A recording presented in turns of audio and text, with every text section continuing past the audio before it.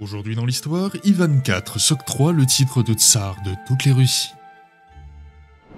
Le jeune Ivan est âgé de 3 ans en 1533 lorsqu'il devient prince de Moscou à la suite de son père Vassili III. Pendant toute son enfance, sa mère et une vingtaine de boyards fidèles mènent la régence et réduisent progressivement l'influence de la noblesse.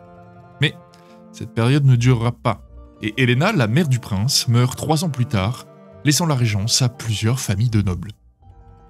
L'enfance du jeune prince Ivan est donc entourée de complots, d'assassinats et de méfiance constante.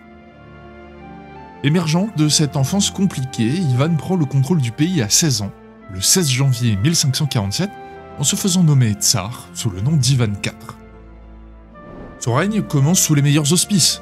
Il a pour ambition de rejoindre l'Occident dans la Renaissance après la longue occupation mongole qui s'est terminée à peine 50 ans plus tôt. Il finalise la soumission de la noblesse et ouvre la colonisation de la Sibérie aux paysans russes.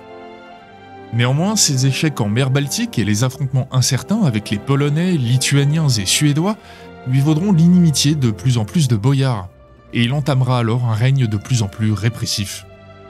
La noblesse sera matée, mais surtout pour s'en assurer le contrôle, il restreint également la liberté de circulation des paysans, établissant le fameux servage russe qui durera jusqu'au XIXe siècle.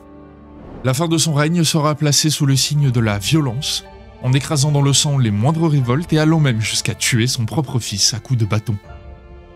L'ensemble de ses actions le laissera dans l'histoire sous le nom d'Ivan le Terrible, et sa mort soumettra la Russie à un temps de trouble, précipitant l'ascension de la famille Romanov. À demain pour un autre événement historique.